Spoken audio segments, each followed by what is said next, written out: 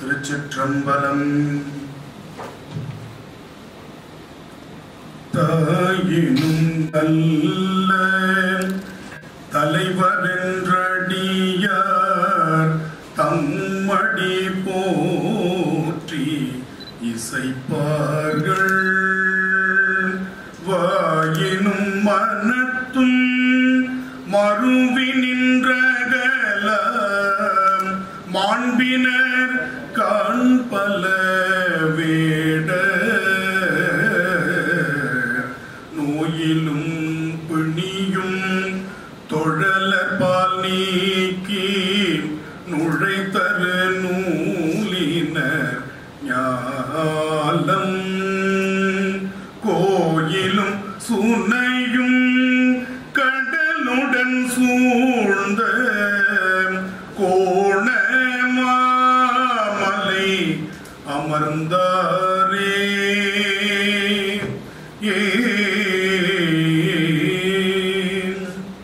திருச்சிற்றம்பலம். எல்லாம் வல்ல பெருமானுடைய தனிப்பெரும் கருணையினாலே இந்த நாள் மிக இனிமையான நாளாக நமக்கு வாய்த்திருக்கிறது.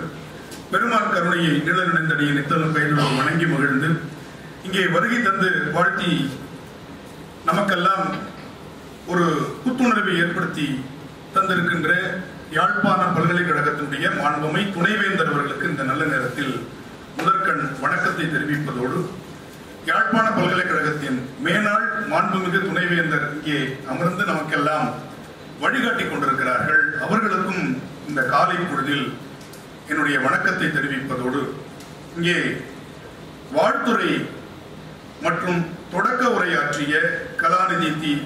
செல்வ மனோகரன் அவர்களுக்கும், இங்கே பீடாதிபதியாக அமைந்து நமக்கெல்லாம் வாழ்த்துறை வழங்கிய பேராசிரியர் அவர்களுக்கும், சைவ சித்தாந்த துறையினுடைய தலைவர் கலாநிதி சந்திரசேகரம் அவர்களுக்கும், வருகை தந்திருக்கக்கூடிய யாழ் பல்கலைக்கழகத்தினுடைய பேராசிரியர் பெருமக்கள், தென்னாடு சிவமடத்தினுடைய நிறுவனர், பெருமைக்கு உரிய இனிய தோழராக இங்கே என்னுடன் பழகி கொண்டிருக்கக்கூடிய சிவ பார்த்திபன் அவர்களுக்கும், வருகை தந்திருக்கக்கூடிய அத்தனை நல்ல உள்ளங்களுக்கும், இந்த சைவ சித்தாந்த முதுமாணி கற்கை அணி மற்றும் உயர் பட்ட படிப்புகள் பீடம் இணைந்து நடத்துகின்ற இந்த கருத்தரங்கத்தில் அமைந்து உயர் கல்வியை பயில வந்திருக்கக்கூடிய உங்கள் அனைவருக்கும் என்னுடைய முதற்கண் வணக்கத்தை தெரிவிப்பதில் நான் பெருமைப்படுகின்றேன். யாழ்ப்பாண பல்கலைக்கழகம் என்பது ஒரு பாரம்பரியமான பல்கலைக்கழகம். அதனுடைய பொன்விழா ஆண்டில் நாம் நின்று கொண்டிருக்கிறோம். அதே போல உயர் படிப்புகள் தொடங்கி இங்கே வெள்ளி விழா கண்டிருக்கின்றது. அந்த வெள்ளி விழாவினுடைய நாயக நாயகிகளாக இங்கே சேர்ந்துள்ள மாணவர்களை சந்திப்பதில் நான் பெருமைப்படுகிறேன். அதனுடைய முதல் பொழிவு எனக்கு கிடைத்திருப்பதை எண்ணி நான் வியக்கிறேன். திருவருளை நினைந்து போற்றுகிறேன். நேராக நான் என்னுடைய தலைப்பிற்குள் பயணிக்க தொடங்குகிறேன். திருநெறிய தமிழ் சைவ சித்தாந்த வாழ்வியல் என்று நான் இந்த கருத்துரைக்கு தலைப்பை கொடுத்திருக்கிறேன். திருநெறிய தமிழ் என்று சொன்னால் திருவாகிய இறைவனிடத்தில் நம்மை நெறிப்படுத்துகின்ற தமிழ் என்று நாம் பொதுவாக பொருள் கொள்ளலாம். திரு என்பதற்கு என்ன பொருள் நாம் இன்று பயன்படுத்துகிறோம்? ஒருவருடைய பெயருக்கு முன்னால் திரு, திருமதி என்றெல்லாம் பயன்படுத்துகிறோம். திரு என்றால் முதலில் அதனுடைய பொருளை நாம் புரிந்து கொள்ள வேண்டும். பொது பொருள் செல்வம், சிறப்பு பொருள் இறைவன். இதை தாண்டி ஒரு பொருள் இருக்கிறது. திரு என்பது கண்டாரால் விரும்பப்படும் தன்மை உடையவர். யாரெல்லாம் பார்த்தவுடன் இவரை வணங்க வேண்டும், இவரை வழிபட வேண்டும், இவரிடத்தில் நாம் பழக வேண்டும் என்று தோன்றுகிற பண்பினை பெற்றிருக்கிறாரோ அவர் திருவுடையவர். அப்படிப்பட்ட திருவுடையவராக இருக்கக்கூடியவர்களுக்குத்தான் நாம் திரு என்று எழுத வேண்டும். சரி, திரு என்று எழுதினாவது அவருக்கு அந்த பண்பு வர வேண்டுமே, வரட்டுமே என்றுதான் நாம் திரு, திருமதி என்ற சொற்களை பயன்படுத்துகிறோம். இப்பொழுது நமக்கு எளிமையாக இந்த திருநெறிய தமிழில் திரு என்பது புரிகிறது. நெறி என்பது நெறிப்படுத்துவது. தமிழ் என்பதற்கு என்ன பொருள்? இங்கே பண்பாட்டு மாணவர்கள் வந்திருக்கிறீர்கள், கலாச்சார மாணவர்கள், சைவ சித்தாந்த மாணவர்கள் வந்திருக்கிறீர்கள். தமிழ் என்பதற்கு என்ன பொருள்? இனிமையும் எளிமையும் தமிழ் எனலாகும். தமிழுக்கு பொருள் எது இனிமையாக இருக்கிறதோ, எது எளிமையாக இருக்கிறதோ அதற்கு தமிழ் என்று நிகண்டு பொருள் சொல்லுகிறது. நிகண்டு என்பது என்ன?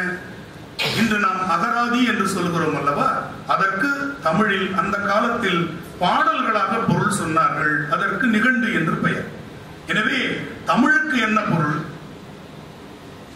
இனிமையும் எளிமையும். சரி, தமிழ் எப்படிப்பட்ட மொழி?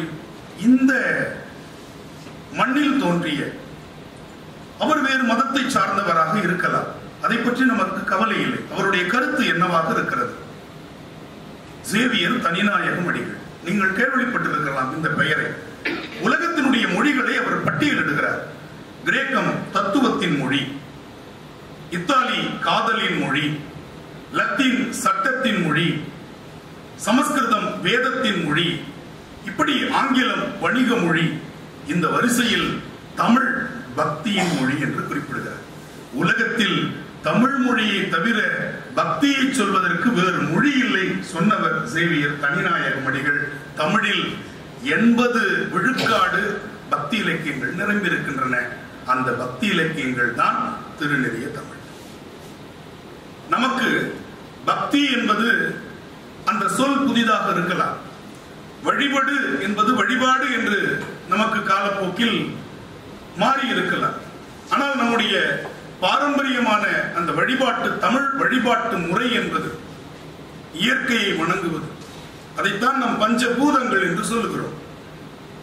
இங்கே நம்முடைய தென்னாட்டில் ஐம்பூதநாதர் நின்று அருளாட்சி செய்கின்றார். இங்க இருக்கின்ற அந்த சிவலிங்கத்திற்கு ஐம்பூதநாதர் என்று பெயர்.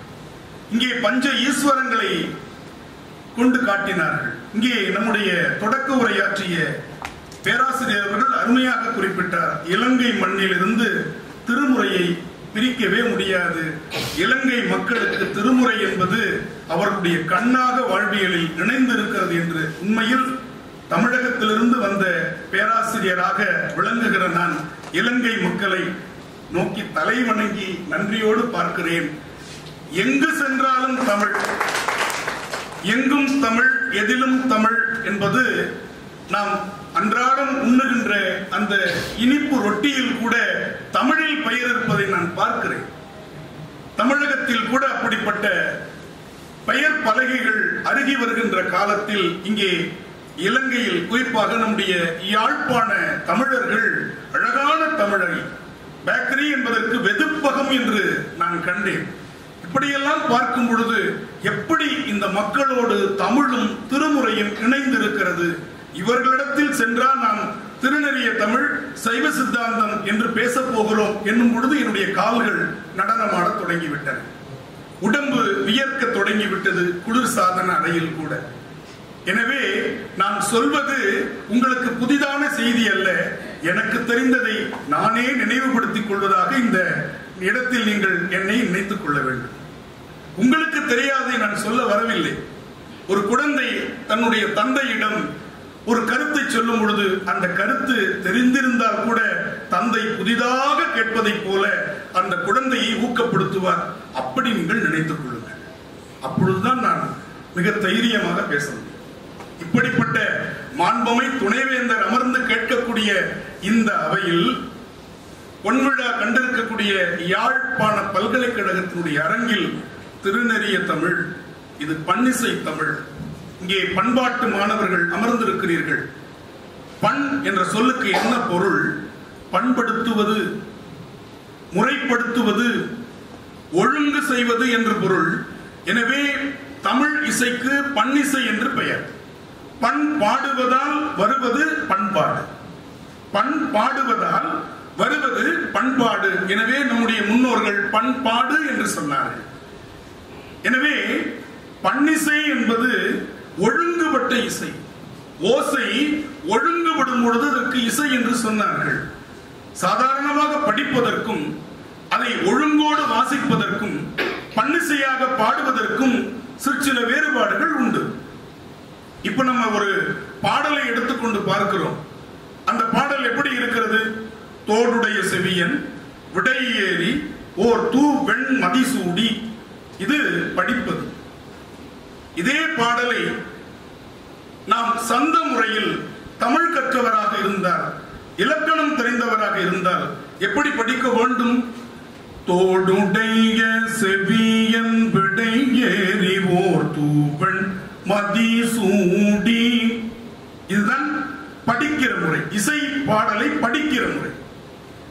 இப்ப பன்னிசையை நாம் கற்றுக்கொண்டு முறையாக ஓதுகின்ற பயிற்சி பெறும் பொழுது தோடுடைய செவியன் விடை ஏறிவோர் தூவன் மதிசூடி காடுடைய சுடலை பொடி பூசியன் உள்ளம் கவர்கள்வன்.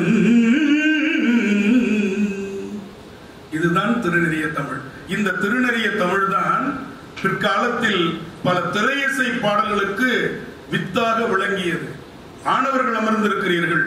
பேராசிரியர்களுக்கு மத்தியில் இந்த சான்றுகளை சொல்வதற்கு தயக்கமாக இருந்தாலும் இன்று நாம் தெரிந்ததை கொண்டு தெரியாததை விளங்க வைக்க வேண்டிய தேவை பேராசிரியர்களுக்கு இருக்கிறது. இப்ப இதனுடைய பண் நைவளம் யாருக்கும் இதை தெரியாது. இதனுடைய இன்றைய வடிவம் நட்டபாடை தெரிவதற்கு வாய்ப்பு இல்லை. ஆனால் கம்பீர நாட்டை என்று ராகத்தில் சொல்லும் பொழுது சிலர் புரிந்து கொள்ள வாய்ப்பு இருக்கிறது. ஆனால் இது நாட்டிய பாஷையாக, நாட்டிய பாடையாக, நட்டபாடையாக, கம்பீர நாட்டையாக மாறியதன் பின்னால் திரையிசை பாடல் வருகிறது. இப்ப நம்முடைய ஞானசம்பந்த பெருமான் பல பாடல்களை நமக்கு பாடுகிறார். அங்கம் வேதம் போது நாவர் அந்தனர் நாடும் அடி பரவ மங்குல் மதி தமிழ் மாடு வீதி மருகல் நிலாவிய மைந்த சொல்லாய் நறுமுகையே நறுமுகையே தனனன தானனன. தேவாரம் இங்கெல்லாம் வந்திருக்கு பாத்தீங்களா? ஆனா தேவாரத்திலே வந்தது யாருமே சொல்ல மாட்டோமே. வேறு சொல்ல மாட்டேங்கிறோம், விழுதை பார்த்து வியக்கிறோம். ஐயங்காறு வீட்டு அழகே. ஐயங்கார் வீட்டு அழகு எங்க வந்தது? ஞானசம்பந்தர் வீட்டுல இருந்து வந்தது. எப்படி பாருங்கள், நம்முடைய தமிழ் இன்னைக்கு நாம வியந்து வியந்து அதை போற்றுகிறோம், பாடிக்கொண்டிருக்கிறோம். ஆனால் அதற்கு வேறாக இருப்பது நம்முடைய தமிழ் பன்னிசை. என்னவளே அடி என்னவளே எந்த இதயத்தை தொலைத்து விட்டேன், எந்த இடம் அது தொலைந்த இடம் அந்த இடத்தையும் மறந்து விட்டேன். ஞானசம்பந்தருடைய நைவள பண், நட்டபாடை பண் இப்படியாக மாறி இருக்கிறது. புரிந்து கொள்ள வேண்டும். திரையிசை பாடல்களை நாம் ஒதுக்க வேண்டியதில்லை. ஆனால் அதற்கு தாயாக எது இருக்கிறது? நம்முடைய தமிழிசை இருக்கிறது என்பதை நாம் புரிந்து கொள்ள வேண்டும். எத்தனை பாடல்கள்! நான் நம்முடைய நல்லூர் கந்தசுவாமி கோவிலுக்கு சென்றிருந்தேன். அந்த கோயிலில் உள்ளே நுழைந்தவுடன் கந்தர் அனுபூதி பாடிக்கொண்டிருந்தார்.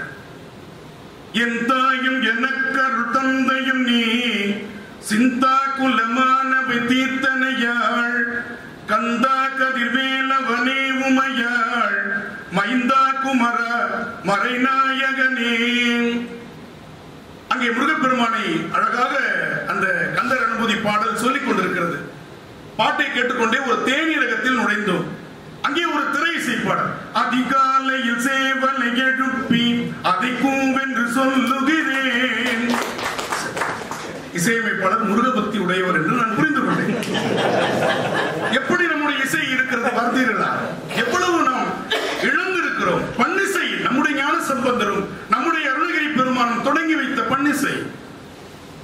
அழகாக நம்முடைய மாணிக்க வாசகர் பாடுவார். வேதமொழியர் வெண்ணிற்ற செம்மேனியர் நாத பறையினர் அன்னே என்னும் நாத பறையினர் நான்முகன் மாலுக்கும் நாதரின் நாதனர் அன்னே என்னும் உன்னற்கரிய சீர் உத்தர மங்கையர் மன்னுவதென் நெஞ்சில் அன்னே என்னும் மன்னுவதென் நெஞ்சில் மாலையன் காண்கில என்ன அதிசயம் அன்னே என்னும். இதுக்கு பேர் காவடி சிந்துன்னு பேர். மாணிக்க வாசகர் தொடங்குகிறார்.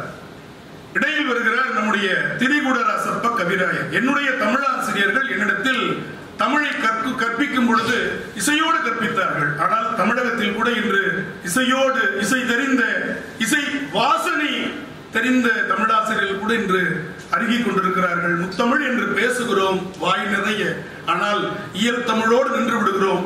இசையும் இல்லை, அங்கே நாடகமும் இல்லை, வாழ்க்கையில் நடிக்கிறார். எனவே நாம் அருமையான அந்த காவடி சிந்து இதை திரிகுட ராசப்ப கவிராயர் குற்றால குறவஞ்சியில் பயன்படுத்துகிறார். மாணிக்கவாசகர் சொன்ன அந்த காவடி சிந்து திருநெறிய தமிழினுடைய பயணம் எப்படி சென்று கொண்டிருக்கிறது என்பதற்காக இதை நான் சான்று காட்டுகிறேன். வானரங்கள் கனி கொடுத்து மந்தியோடு கொஞ்சும், மந்தி சிந்து கனிகளுக்கு வான்கவிகள் கெஞ்சும், காணவர்கள் விழியறிந்து வானவரை இழைப்பர், ககன சித்தர் வந்து வந்து காய சித்தி விளைப்பர், தேனருவி அருவி தேனருவி துறைகளும்பி வானின் வழி ஒழுகும், செங்கதிரோன் தேர்காலும் பரிகாலும் ஒழுகும், கூனல் இளம் பறை முடித்த வீணி அலங்கார குற்றால திரிகூட மலையங்கள் மலையே தானனா தனனனா தனனனா தனனனா. இப்ப இந்த தானனா தனனனா அப்படின்னு பாடுறாங்க இல்லையா, இதை கர்நாடக இசை எடுத்துக்கொள்கிறது. பின்னால் அந்த கர்நாடக இசை தானனா தனனனா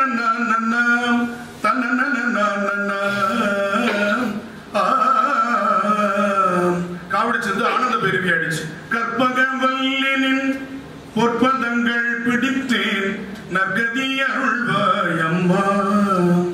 புரிஞ்சுதா? உடனே திரையிசை பார்க்கிறது. நல்லா இருக்குது. பல பேர் இந்த பக்கம் கோயில் பக்கம் போறாங்க, அவங்களை திரைக்கூடம் பக்கம் வரவழைக்கணும். என்ன பண்றது? கொஞ்ச நாள் பொறு தலைவா, ஒரு வஞ்சி கொடி இங்கு வருவாள், கண்ணீரண்டில் போர் தொடுப்பாள். திருவாசகம் தெருவாசகமானது. எப்படி பாத்தீங்களா? ஆனால் மூலம் திருநெறிய தமிழில் இருக்கிறது. மூலம் திருநெறிய தமிழ், மறந்துடக்கூடாது. செங்குருவி செங்குருவி காலமடே செங்குருவி எல்லாம் காவடிச்சது. பாரதி செந்தமிழ்நாடு என்னும் போதினிலே இன்பத்தேன் வந்து பாயுது காதினிலே, எங்கள் தந்தைய நாடென்ற பேச்சினிலே ஒரு சக்தி பிறக்குது மூச்சினிலே, வேத மொழியர் வெண்ணீற்ற செம்மேனிய நாத பனையினர் அன்னே என்னும். எப்படி வருது பாத்தீங்களா? நந்தவனத்தில் ஓராண்டி அவன் 4 மாதமாய் குயவனை வேண்டி கொண்டு வந்தான் ஒரு தோண்டி, அதை கூத்தாடி கூத்தாடி போட்டுதை தாண்டி தன்னே தானே. எல்லாம் திருநெறிய தமிழ் தான். ஒவ்வொரு தமிழிலும் ஒரு சுவை உண்டு. இயல் தமிழுக்கு ஒரு சுவை உண்டு, இசை தமிழுக்கு ஒரு சுவை உண்டு, நாடக தமிழுக்கு ஒரு சுவை உண்டு. ஆனால் இசை தமிழ் இல்லாமல் இயல் இனிப்பதில்லை.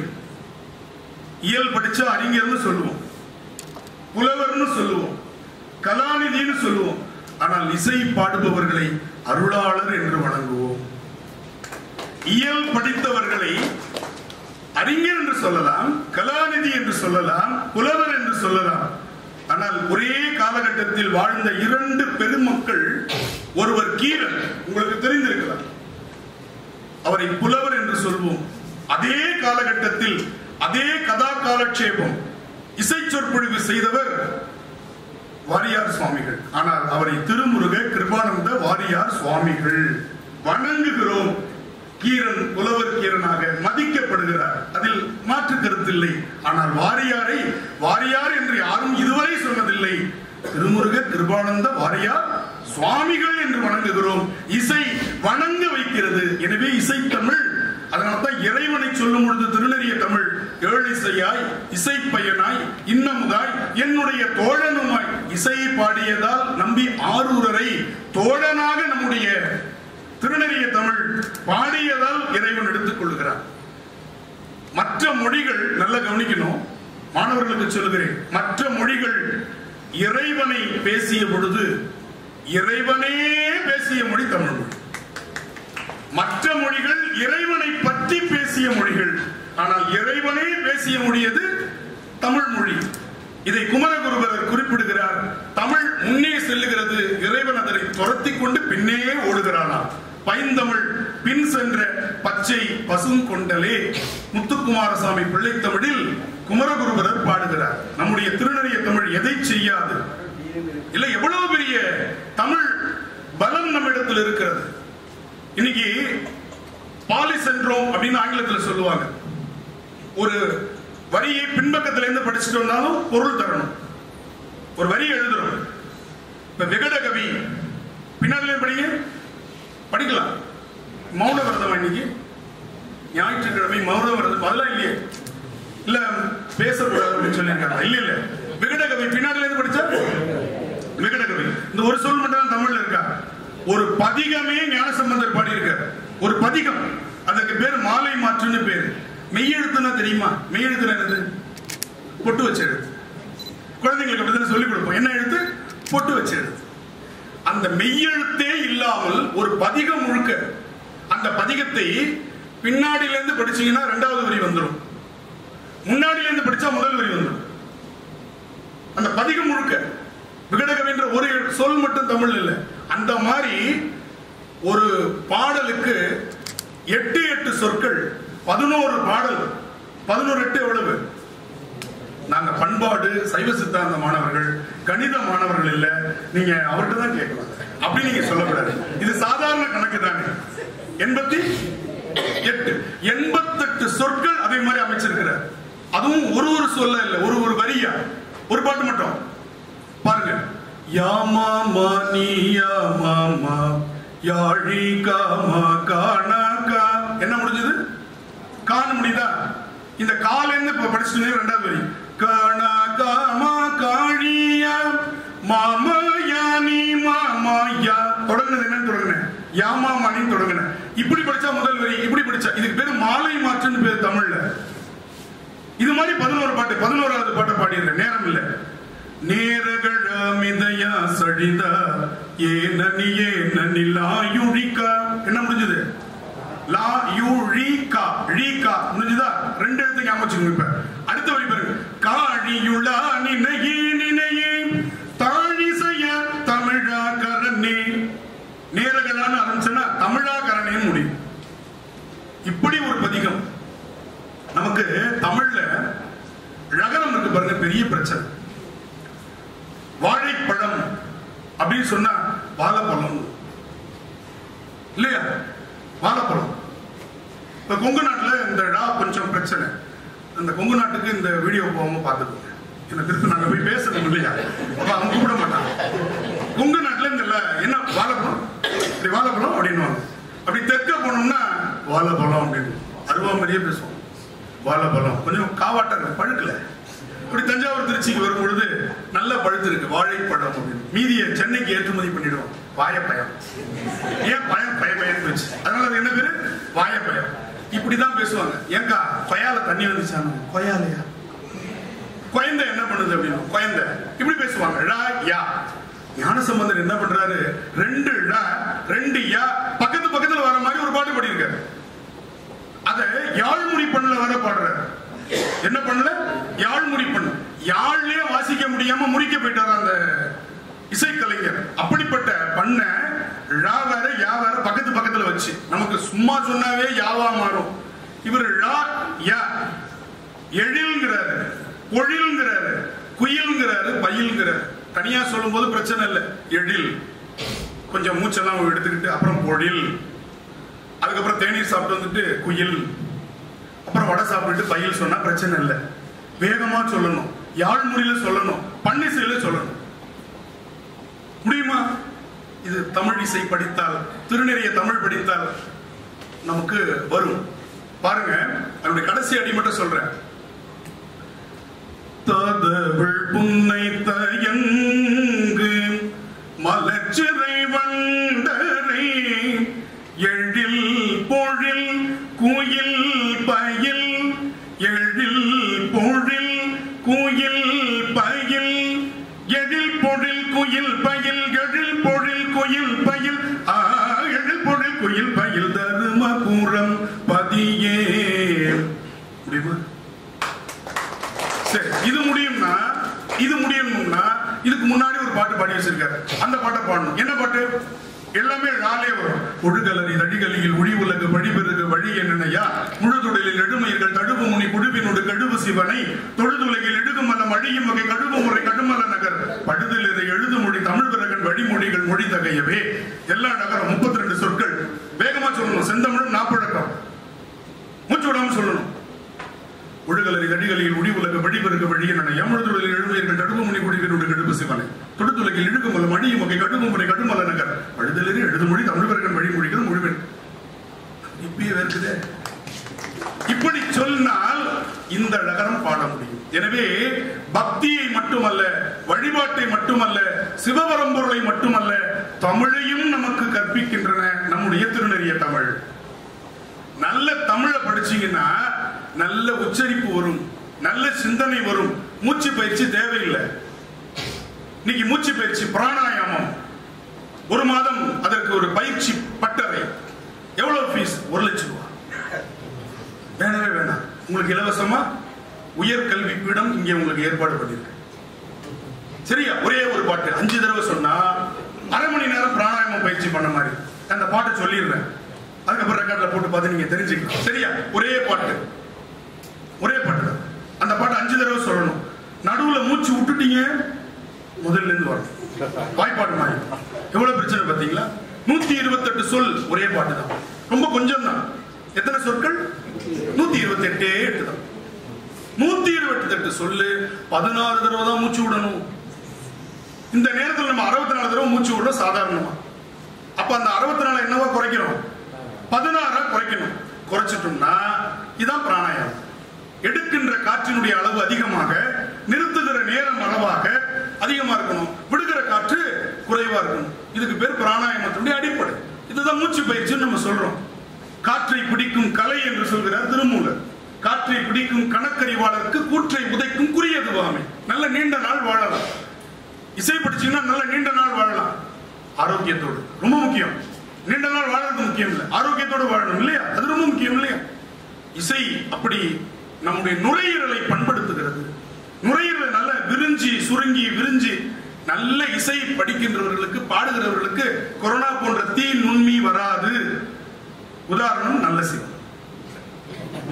ஏன் அப்படி சொன்னேன் அப்படின்னா, அந்த கொரோனா காலத்துல தான் திருமுறையை முழுக்க நான் பதிவு செய்து, திருமுறையை முழுக்க 9 திருமுறை வரை நான் யூடியூப் என்று சொல்லக்கூடிய காணொளி காட்சியில் முழுமையாக பதிவேற்றம் செய்திருக்கிறேன். இந்த கொரோனா காலத்தில் இந்த 2 ஆண்டுகள் மற்றவர்களுக்கு எப்படியோ எனக்கு தவ பொழுது, சிவ பொழுது, திருநெறிய பொழுதாக இருந்தது. முழுமையா ஏத்திட்டேன். இன்னைக்கு ஒரு பாட்டு நம்ம காணொலியில் ஏத்துறதுக்குள்ள விடிஞ்சிருது. அவ்வளவு கஷ்டமா இருக்கு. நம்முடைய வேலை பொழுது அப்படி இருக்கு. ஆனால் அந்த கொரோனா காலம், அடைபட்டிருந்த காலம், என்னுடைய ஞானம் திறந்த காலம். நான் அடைபட்டிருந்தேன். ஆனால் திருநெறிய தமிழ் வெளிப்படுவதற்கு, பொன்னம்பலத்திலிருந்து மின்னம்பலத்தில் ஏற்றுவதற்கு அந்த காலம் சரியாக இருந்தது. நோய் தொற்று என்னை பாதிக்கவில்லை. காரணம் இசை.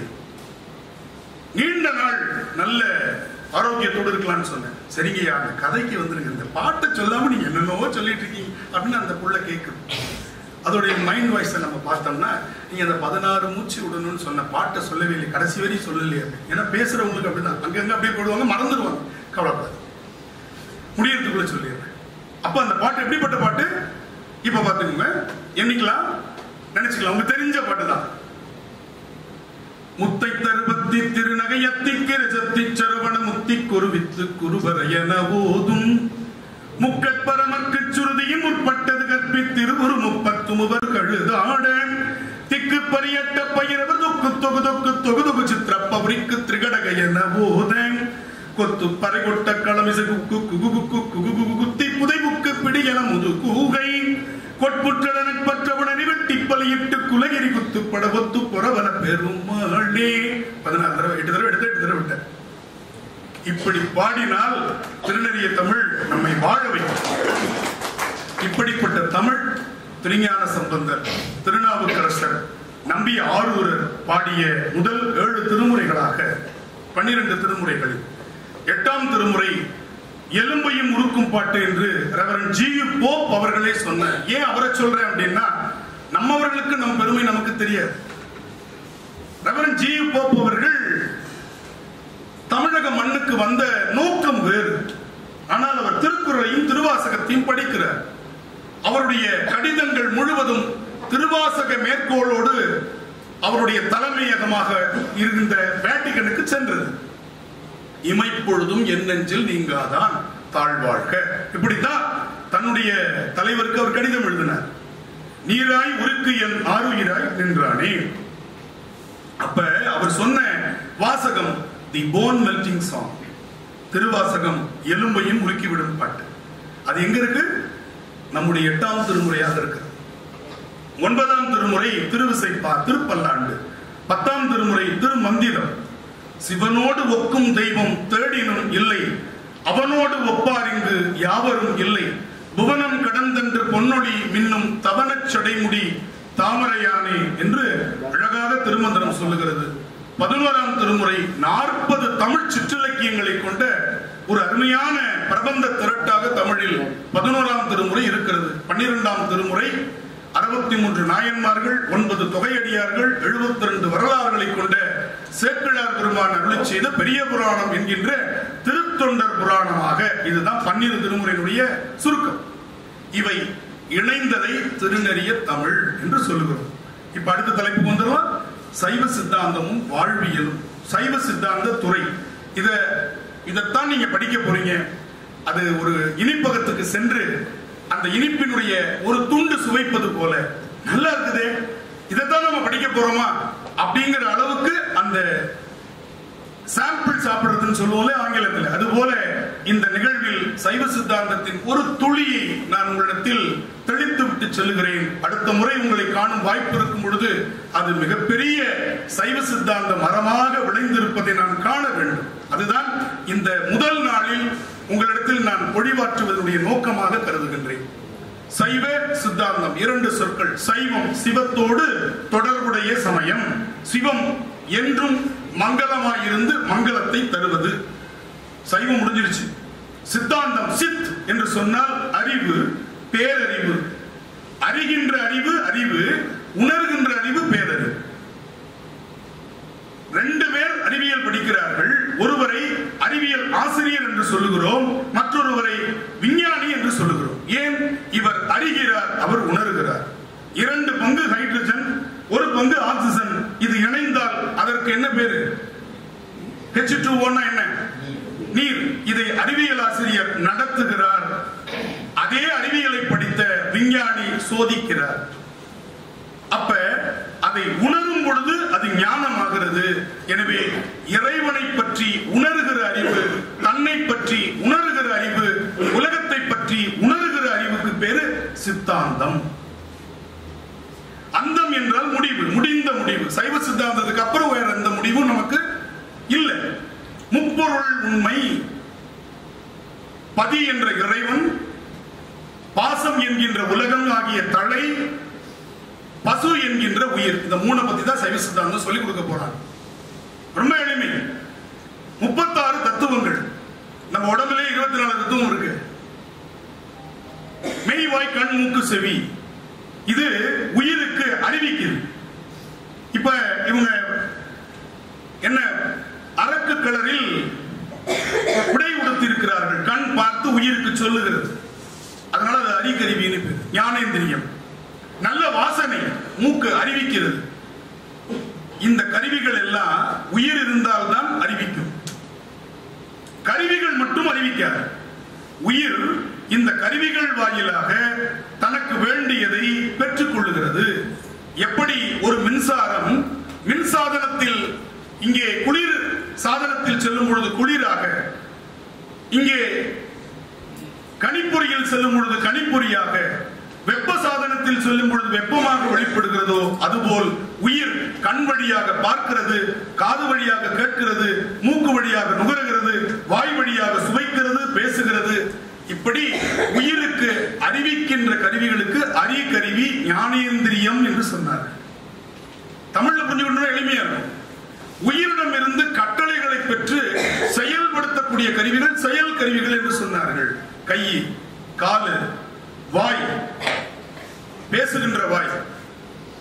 அடுத்தது எருவாய், கருவாய்.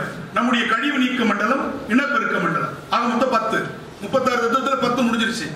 அடுத்தது இவை தொழிற்படும் இடங்கள், தன்மாத்திரைகள். சுவைத்தல், சுவை, ஒளி, ஊறு, ஓசை, நாற்றம் என்று சொல்லக்கூடிய 5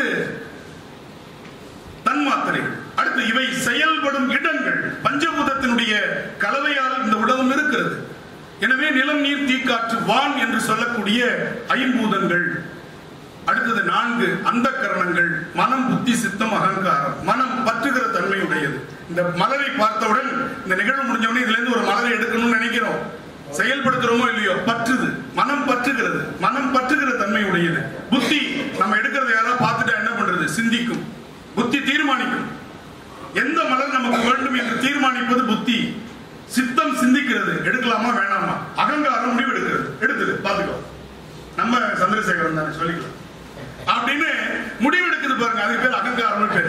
மனம் பற்றுகிறது, புத்தி என்ன மலர் வேணும்னு தீர்மானிக்கிறது, செலக்ட் பண்ணுது. சித்தம் சிந்திக்கிறது, வேணுமா வேணாமான்னு. அகங்காரம் முடிவெடுக்கிறது. ஆக மொத்தம் 24 ஆன்ம தத்துவங்கள் முடிஞ்சது. அடுத்தது இந்த வித்யா தத்துவம் 7. ஒரு நிகழ்வு நடைபெறுகிறதுனா அதுக்கு முதல்ல எப்ப நடைபெறுகிறது என்று சொல்லக்கூடிய முதற் பொருள்னு சொன்னாங்க. நிலமும் பொழுதும் முதலெனப்படுவ தொல்காப்பியம். எனவே காலம், எந்த காலத்தில், அந்த காலத்தை 3ஆ சொல்றோம். இறந்த காலம், நிகழ்காலம், எதிர்காலம். அதை புரியாமலே சொல்லுவாங்க சைவ சித்தாந்தத்துல. புரிஞ்சுக்கோங்க. சஞ்சிதம், பிராரப்தம், ஆகாமியம், அப்படியே பார்ப்போம். இறந்த காலம், நிகழ்காலம், எதிர்காலம். எவ்வளவு எளிமையா புரிஞ்சிருச்சு. அதுதான் சஞ்சிதம், பிராரப்தம், ஆகாமியம். சைவ சித்தாந்தம் வாழ்க்கையில் இருக்குங்க. அவனுக்கு அதை அனுபவிக்கிற பிராப்தி இல்லைன்னு சொல்லுவாங்க. பிராப்தி அல்ல, பிராரப்தம். அனுபவிக்கிற கர்மாக்கு பேர் என்னது? பிராரப்த கர்மான்னு பேரு. அந்த பிராரப்தம் தான் சுருங்கி என்னாச்சு? பிராப்தம். அவனுக்கு அனுபவிக்கிற பிராப்தம் இல்லை. ஏன்டா அவரை போய் அப்படி பேசிவிட்ட? ஆணவம் கண்ணை மறைச்சிருச்சு. இதான் வாழ்வியல். ஆணவம் அறிவு கண்ணை மறைப்பதால் அவனுடைய வாய் யாரை பேசக்கூடாதோ அவரை பேசிவிட்டது. ஆணவம் அறிவு கண்ணை மறைக்கிறது. கிராமத்துல சொல்லுவான், ஆணவம் கண்ணை மறைக்குது, ஆணவம் கண்ணை மறைக்குது, நீ இப்படி பேசுறதுக்கு காரணம் என்று சைவ சித்தாந்தம் எளிமையா சொல்றோம். காலம். அடுத்தது நியதி. எது எப்படி இருக்க வேண்டுமோ அது அப்படி இருந்தா அதுக்கு பேர் நியதி. இப்ப இந்த செல்பேசி இருக்கு, இந்த செல்பேசி இருக்குது. யார் இந்த செல்பேசியை உற்பத்தி செய்தாலும் செவ்வக வடிவத்தில் தான் செய்ய முடியும். என்னுடைய கம்பெனி அப்படின்ட்டு நான் உருண்டையா செல்பேசி செய்ய முடியுமா? நான் கொஞ்சம் உருண்டையா செய்யறேன், முக்கோணமா செய்யறேன், அருங்கோணமா செய்யறேன், குச்சி மாதிரி செஞ்சிடறேன். செய்ய முடியுமா? முடியாது. அதனுடைய நீளம் அகலம் வேறுபடலாம், ஆனால் அதனுடைய வடிவம் என்பதை யாராலும் மாற்ற முடியாது. இதுக்கு பேர் நியதினு பேர். ஒரு கதை சொல்லட்டுமா? ஏன்னா இன்னும் சரியா நமக்கு 10 நிமிஷத்துல முடிக்கணும். ஒரே ஒரு கதை, அதுக்கப்புறம் ஒரு செய்தி நம்ம நிறைவு செஞ்சிடலாம். ஒரு கதை. என்ன கதை? இது நடந்துச்சா நடக்கலையா நீங்க பக்கத்து விடாமலாம் கேட்க கூடாது. கதையை அனுபவிக்கணும். உதாரணத்தை சான்றுக்காக பயன்படுத்திக் கொள்ளலாம். கிருஷ்ணர் இருந்தார், கண்ணன். அவர் வெண்ணையை திருடி திருடி சாப்பிட்டு இருந்தார். நான் இப்ப நியதிக்கு இந்த கதையை சொல்றேன். கண்ணன் என்ன பண்ணாரு? வெண்ணையை திருடி திருடி சாப்பிட்டார். எப்போ வரான், எப்போ திருடலாம்னு தெரியல. எனவே அங்க இருக்கக்கூடிய பெண்கள் எல்லாம் ஒரு முடிவு செஞ்சாங்க, இவனை கையும் களவுமா பிடிச்சு கொண்டு போய் அவங்க அம்மாட்ட ஒப்படைச்சிடணும், அப்பதான் நம்ம தப்பிக்க முடியும்னு. உடனே என்ன பண்ணாங்க? அந்த காலத்துல வெண்ணையை உரியில கட்டி தொங்க விடுவாங்க, உரின்னு சொல்லுவாங்க. அதுல ஒரு மணியை கட்டிட்டாங்க. இப்ப அடிச்சா நம்ம உடனே அவனை பிடிச்சிடலாம் அவன் வர நேரத்துல. கண்ணன் தன்னுடைய சகாக்களோடு வந்தார். வந்து பாக்குறார். பார்த்த உடனே மணி கட்டி, ஆகா நம்மளை இன்னைக்கு பிடிக்கிறதுக்கு முடிவு பண்ணிட்டாங்க. அப்ப மணிகிட்ட பேசுற உடனே அவர் தன்னுடைய வீட்டோ பவரை பயன்படுத்துறார். அவருக்கு கடவுள் அல்லவா, இறைவன் அல்லவா. உடனே அந்த மணியே சொல்லு கண்ணா, நான் சாப்பிட போறேன், சாப்பிடு கண்ணா, நீ என்ன காட்டி கொடுக்க மாட்டேன், நிச்சயமா காட்டி கொடுக்க மாட்டேன். ஓ பரவாயில்ல. உடனே என்ன பண்றாரு? ஒவ்வொரு பையன் மேலேயா கண்ணன் ஏறி அந்த உரிய பிடிக்கிறார். மணி சத்தம் கேட்கல. உரிய ஆட்டி பார்க்கிறார், மணி சத்தம் கேட்கல. பெரிய ஆச்சரியம். மணியை பிடிச்சு ஆட்டி பார்க்கிறார், மணி ஆட்டு சத்தம் கேட்கல. மூடிய திறந்தார், கேட்கல. வெண்ணெய் எடுத்தார், கேட்கல. வாயில போட்டார், கணக்கணக்கணன்னு அடிச்சிருச்சு. வந்து கிருஷ்ணர் பிடிச்சிட்டாங்க. உடனே ஒரு நிமிஷம் இருங்க, நான் வந்துடுறேன், கண்டிப்பா வந்துடுறேன், ஆனா நான் ஒரு கேள்வி கேட்டுட்டு வரணும். மணிகிட்ட கேட்டார். மணி, நீ செஞ்சது சரியா? என்ன இப்படி மாட்டி விட்டுட்டியே, என்ன சொன்ன நீ? அப்ப அந்த மணி சொன்னது, கண்ணா நீ இவ்வளவு செஞ்ச பொழுது நான் அடிக்காமல் இருந்தது உனக்காக, ஆனால் இறைவனுக்கு நைவேத்தியம் ஆகும் பொழுது மணி அடிக்க வேண்டும் என்பது நியதி, அதை உனக்காக நான் மாற்ற முடியாது. இதுதான் நியதி. சைவ சித்தாந்தம் சொல்லுகிற நியதி. யாருக்காகவும் எதற்காகவும் எந்த காலத்திலும் நியதி மாறாது. இப்படி இருக்க வேண்டும் என்று சொன்னால் அது நியதி. எனவே சைவ சித்தாந்தம் இந்த உயிருக்கு இப்படிப்பட்ட வாழ்க்கையை பெருமான் கொடுத்திருக்கிறான். அதை அனுபவி, மகிழ்ச்சியா அனுபவி. உனக்கு நோய் வந்தா சந்தோஷப்படு, நோய் வந்தா சந்தோஷப்படு. சைவ சித்தாந்தம் சொல்லுகிறது. ஏன்? இந்த நோயை அனுபவிப்பதற்கு பெருமான் உன்னுடன் இருக்கிறான். இப்ப இரவுல தனியா போனா பயமா இருக்கும். ஒருத்தர்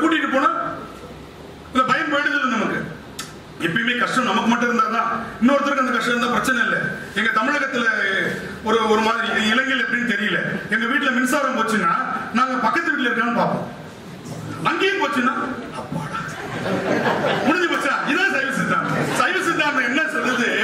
நீ கஷ்டப்படுறன்னு நினைக்காதடா, நீ மட்டும் கஷ்டப்படல, உன்னுடன் இருந்து இறைவன் சேர்ந்து கஷ்டப்படுறான். அதுதான் ஒன்றாய் வேறாய் உடனாய். உனக்கு வினையை கொடுத்ததோடு மட்டுமல்லாமல் அந்த வினை செய்கின்ற உயிரோடு பெருமானும் உடன் இருந்து கஷ்டப்படுறான். எனவே ஒன்றாய் வேறாய் உடனாய் இருக்கிறான் பெருமான். எனவே நீ கஷ்டப்பட வேண்டாம், வினை அனுபவிப்பதற்கு உனக்கு பெருமான் கூட இருக்கிறான். சைவ சித்தாந்தம் சொல்லுகிற ஒரு உண்மையை நான் சொல்லுகிறேன். நீ எங்க வேணாலும் நீங்க போய் சொல்லலாம். ஒரு பேர் உண்மை சொல்ல போறேன். என்ன பேர் உண்மை தெரியுமா? நல்லா ஞாபகம் வச்சுக்கோங்க, நல்லா ஞாபகம் வச்சுக்கோங்க. இறைவன்கிட்ட போய் நல்லா கவனிக்கணும். இறைவன்கிட்ட போய் எனக்கு இந்த கஷ்டம் இருக்குன்னு சொல்லாதீங்க. கஷ்டத்திட்ட போய் சொல்லுங்க எனக்கு சிவபெருமான் இருக்கிறாங்க. இதான் சைவ சித்தாந்தம். புரிஞ்சுதா? கஷ்டத்தை கொண்டு போய் சிவபெருமான் சொல்லாதீங்க. கஷ்டத்துக்கிட்ட போய் சொல்லுங்க எனக்கு சிவபெருமான் இருக்கிறான்னு. கஷ்டம் போயிடும். இன்பமே என்னாலும் துன்பம் இல்லை. சைவ சித்தாந்தம் என்ன சொல்லுகிறது? வினையை அவரவர்கள் தான் அனுபவிக்க வேண்டும், அவரவர்கள் தான் அந்த வினையை அனுபவித்து கழிக்க வேண்டும். அப்ப இறை நம்பிக்கை, இறை வழிபாடு எதற்கு என்று சைவ சித்தாந்தம் சொல்லுகிறது. எல்லாத்தையும் அனுபவிச்சுதான் கழிக்கணும்னா இறைவன் எதற்கு? அந்த அனுபவித்து கழிக்கும் பொழுது அந்த அனுபவம் உனக்கு சுகானுபவமாக இறைவன் மாற்றி கொடுக்கிறான். வெயில்ல போகணும்னு விதி தவிர்க்கவே முடியாது. காலில் காலணி அணிந்து கொண்டு கையில் குடையெடுத்து செல்வது போல அந்த வினையை உனக்கு மகிழ்ச்சியா மாற்றுவான். 3 மணிக்கு காலையில் எந்திரிச்சு நீ வேலைகளை செய்யணும், கஷ்டமா இருக்கும். இதே 3 மணிக்கு எந்திரிச்சு நாம் சுற்றுலா செல்ல போகிறோம் என்று யாராவது சொன்னா அந்த குழந்தை 2 மணில இருந்து காத்திருக்கும். அப்ப 3 மணியில் எழுந்திருப்பதில் இருக்கிற கஷ்டத்தை பெருமான் நல்லதா மாற்றுவான். உனக்கு பொருள் நஷ்டமாகும் என்று விதி இருக்கிறது, ஆனால் அது அன்னதானத்திற்காக செலவழிக்கிற மகிழ்ச்சியாக பெருமான் மாற்றி விடுவான். 4 பேருக்கு படிப்புக்கு செலவு பண்ணுவதாக அந்த பொருள் செலவாவதாக மாற்றி விடுவான். அப்ப வினை நாம் அனுபவிக்கும் பொழுது பெருமான் அந்த கஷ்டத்தை நமக்கு கொடுக்காமல் அந்த வினையை உயிர் அனுபவிக்குமாறு செய்கின்றான். எளிமையா சைவ சித்தாந்தத்தை 2 நிமிடத்தில் நான் புரிய வைக்கின்றேன். சைவ சித்தாந்தமே நம்ம கையில வச்சிருக்கிற செல்பேசியில இருக்கு. என்ன சார் பிடிஎஃப் வச்சிருக்கீங்கன்னா எங்களுக்கு கொஞ்சம் அனுப்பிடுங்க. இவ்வளவு நேரம் நீங்க பேச வேண்டியதே இருந்திருக்காரு, நாங்களும் நிம்மதியா போயிருப்போம் காலகாலத்துல வீட்டுக்கு. பிடிஎஃப் சொல்லல, இந்த செல்பேசி இருக்கு பாத்தீங்களா? என்ன செல்பேசியில் இருக்கு? செல்பேசி என்பது உடல். ஞாபகம் வச்சுக்கணும். இப்ப நான் சொல்றது ஞாபகம் வச்சுக்கணும். செல்பேசி என்பது என்னது? உடல். அது உடலை வைத்துக் கொண்டு நம்ம பேச முடியுமா? நான் 15 1.5 லட்சத்துக்கு வாங்கியிருக்கிறேன் செல்பேசி. பேச முடியுமா? என்ன வேணும்? சிம். அதான் முடியும். இப்ப இந்த சிம் பயன்பாடுடைய நாள், அதற்கு நாம் செலவழித்திருக்கின்ற தொகை எல்லாம் எதுல பதிவாகுது? செல்லுலையா சிம்லையா? சிம்ல பதிவாகும். அந்த சிம் இன்னொரு செல்பேசிலையும் போட முடியும் தானே? அப்ப இந்த உயிரில் நம்முடைய வினைகள் பதிவாகின்றன. உயிர் அதற்கான செல்பேசியில் உடம்பை எடுத்துக்கொள்ளும் பொழுது அது ஆக்டிவேட் ஆகுது. நல்ல ஞாபகம் வச்சுட்டே வாங்க. அப்ப செல்பேசி என்பது உடல், சிம் என்பது உயிர். இந்த உயிரும் இதுவும் சேர்ந்துருச்சு. இது ரெண்டும் பிரமாதமா இருக்கு. நம்ம கிட்ட இப்ப கிட்டத்தட்ட 20,000க்கு பேசக்கூடிய அளவிற்கு அதனுடைய தொகை இருக்கிறது. நல்ல செல்பேசி 2 இருந்தா பத்துமா? என்ன வேணும்? செல்பேசி சிக்னல் வேணும் இல்லையா? அந்த சிக்னல் என்பதுதான் திருவருள். வினையை நாம் கழிப்பதற்கு என்ன தேவை? திருவருள் என்கின்ற சிக்னல் தேவை. திருவருள் எந்த சிக்னல் எங்கேருந்து கிடைக்கும்? டவர்ல இருந்து நமக்கு கிடைக்கும். அந்த திருவருளை தருகின்ற டவர்கள் நமக்கு திருக்கோயில்கள். எனவே திருக்கோவில் வழிபாட்டின் மூலமாக திருவருள் சிக்னலை பெற்று உயிராகிய சிம் இந்த உடலாகிய செல்பேசியால் தன்னுடைய வினையை பேசி கழித்து விடுகிறது, வாழ்ந்து கழித்து விடுகிறது. முடிஞ்சிருச்சா? இப்ப 20,000 பணம் இருக்கிறது, 15,000 தான் பேசி இருக்கிற. வேலிடிட்டி பீரியட் முடிஞ்சு போச்சு. என்ன செய்வோம்? வேலிடிட்டி பீரியட் முடிஞ்சு போச்சு. பணம் இருக்குன்னா திருப்பி என்ன பண்ணுவோம்? ரீசார்ஜ் பண்ணுவோம். இந்த வேலிடிட்டி பீரியட்ங்கிறது இந்த உடலோடு இந்த உயிர் இருக்கிற காலம். இந்த ஆயுட்காலம் முடிஞ்சதுக்கு அப்புறம் சஞ்சித வினை இருந்தால் திரும்பவும் இந்த உயிர் இன்னொரு பிறவி எடுத்து அந்த வினையை கழிக்க வேண்டும். எனவே வேலிடிட்டி பீரியட் முடிஞ்சிருச்சுன்னா சிம் கார்டில் இருக்கிற பணத்தை நாம் செலவழிக்க முடியாது. மீண்டும் ரீசார்ஜ் செய்வதுதான் மறுபிறப்பு. அப்ப மறுபிறப்புல இந்த பழைய பணமும் சேர்ந்துடும். அப்ப நீ ஒரு 10,000 ரூபாய்க்கு ரீசார்ஜ் பண்ற, ஏற்கனவே ஒரு 2,000 ரூபாய் பேலன்ஸ் இருக்குது, இதுவும் சேர்ந்து 17,000 மாறுது. அப்ப சஞ்சிதம் பிராரப்தம் சேர்த்து அனுபவிக்கணும், அதுக்குள்ள முடிச்சிடணும், இல்லைன்னா அது ஆகாமியமா மாறிடும், எதிர்வினையாக மாறிவிடும். இப்ப எஸ்எம்எஸ்க்கு வர எஸ்எம்எஸ் தான். எஸ்எம்எஸ் என்பது வினையை நாமளே என்ன பண்ண முடியும், வினை தானாக நம்மளை வராது.